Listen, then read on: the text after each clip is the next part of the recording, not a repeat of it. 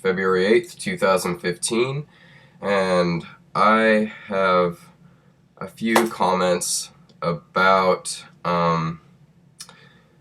my personal beliefs on what it means to be a wizard. Now, wise ones, or Wiccae, as they were known, um, were the types of people who would guide, you know, others when they were searching for truth, and they would guide them to truth. Um, Now, I just wanted to clarify that I do not practice Gardenian Wicca. Um, in a previous video, I was only referencing that, and if you watch it closely, you'll see, of course, that I don't post things that are would be considered sexually explicit. Um, Although I've been getting some complaints, or actually only one complaint, but it's irrelevant.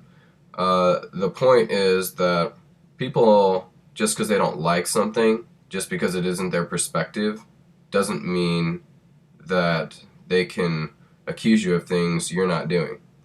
So that's why I like to clarify things so people have a better understanding of where I'm coming from, and in case I was not as clear in a previous video, I felt that I should make this video to clarify TBAT and also kind of my different beliefs on it. Now, whereas I look at wizardry as that innate connection, that finally when you've established a life stream connection to the divine, that connective tunnel where the energy is transferred comes inside you, and that would be the inner sanctum. The outer sanctum is the things that stand behind you, meaning there's truths behind all truths. There's something that words will never really be able to articulate as clearly as a feeling, as a thought that is unified, but in a way that uses pictures and not words. And sometimes I think we get hung up on words, and there really shouldn't be a need for that. There's a reason why people use dictionaries. It's for congruency's sake. When you're dealing with orientation, now I've posted a few videos on orientation, and it will be a big part of my channel, specifically because a lot of people are uneducated about it, and depending on how dense you are, and depending on where you go to get your opinions from, rather than going inside or listening to the people who actually come from that category, I mean, for all I know, in 10 years, my opinion on the Mormon faith might not be as valid. Now, anyone can just look online and find that information from their official church's website. But the thing is that organization is not largely viewed as Christian by most other people professing Christianity. If you look up the root word Christian, though, it says, Christ-like, and it's right there in their title, Jesus Christ. So whether or not the individual person in question or people in question who doubt my legitimacy, whether they come from a good place or not, I won't know. It's not my concern. I can only tell you things from my perspective. So in 10 years, I might have outdated information. I might have to go on Wikipedia or go on their official site or talk to somebody who's in that particular group. And frankly, they're irrelevant outside of this state. And maybe perhaps Idaho. They have a larger concentration of that smaller denomination within Christianity. They boast big numbers, but you travel outside Utah and you see that those numbers are not, they're inflated from the standpoint that they have a rule where they just don't remove people's names. They just don't. They don't care.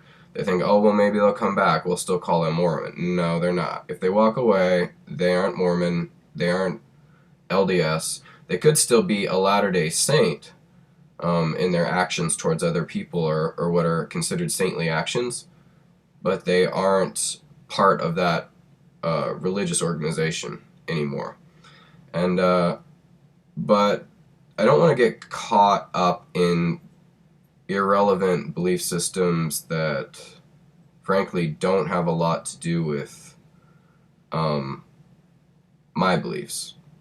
I mean, they have some great ideas. There's a lot of overlap, just going under different names, where they use things like the Holy Spirit as a belief. They use that. They would use the word prayer or priesthood blessing or anything along those lines.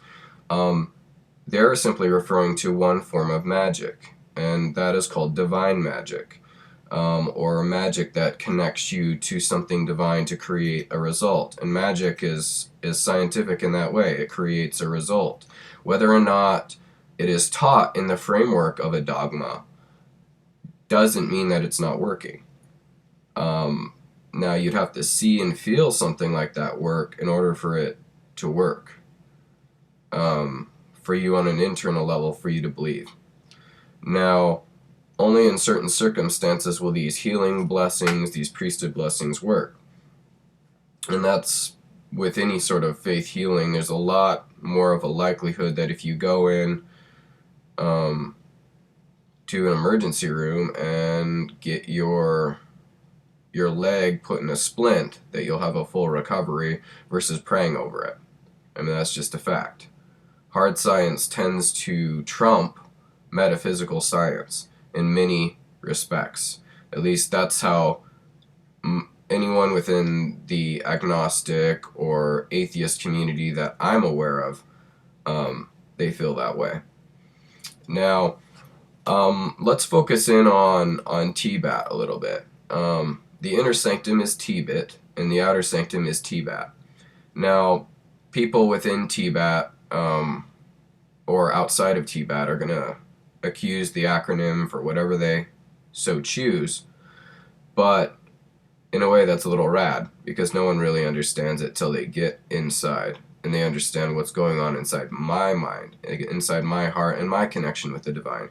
Because like people's connection with the divine has a large part in whether or not they formulate a new religion, a new belief system. Now, whereas everyone has probably said the same sort of ideas in just in different ways, it's just like, because what I studied was wizardry growing up. I'll go a little bit around the gray school of wizardry, what they believe, and how come there is a fairly large overlap between what I believe and what pagans believe. Now, I'm using pagan in the definition, the dictionary definition approach. So a lot of times in my videos from now on, I'm going to use terms like common, maybe supporting evidence, and of course, so the common usage of the word versus the dictionary literal definition, where I will need to also cite a dictionary. And Webster's dictionary tends to be the one that most people go to. The Merriam-Webster dictionary is a very large one that most people know of. And so, statistically you can pull up every dictionary definition, but some are more legitimate than others. Some are just thrown in like Urban Dictionaries, just stuff's thrown online. And everyone wants to have their version of what a word means. Well, we can't do that, which is why I want to push for a dictionary that is something that is international, an international dictionary, because although common usages can change, typically a dictionary definition is less likely to change. And so there can be some common ground there when we use speech at all. So now I use a lot of symbols. I use a lot of I guess you could call them glossaries, and I pull from a lot of sources. That doesn't mean I'm eclectic. An eclectic person is someone who pulls from all over the place. They pull from everywhere. And I'm sure that if you were to search, you would find, similar belief systems to mine.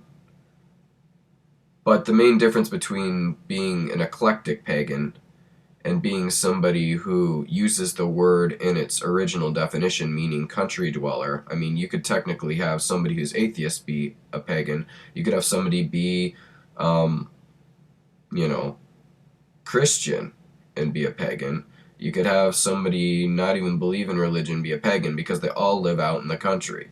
So it's like they could all live in the same town and, and they're all pagan. But the common usage of the word pagan just means like a hodgepodge of everyone within a certain community who follows around the same beliefs. It's kind of like the difference between an evangelical, LGBT friendly, inclusive pastor versus, I guess you would say, a hardcore Baptist. I mean, where they're very, very much fundamentalist according to their beliefs, which they believe are in fundamentalism. But ask somebody else about Baptists, not my cup of tea. Not, I don't have anything for or against them. They have good coffee. Just go over there, talk to them. But if you want to talk to me about my religion and how it feel free to message me, to call me. I don't want to be attacked. That's not the purpose of these videos. It's not that I'm debating the religion I made up. The point is to answer and fill people in if they have a specific question. So, yeah, it's a good thing to keep in mind. We're at the 12-minute mark, so I will continue.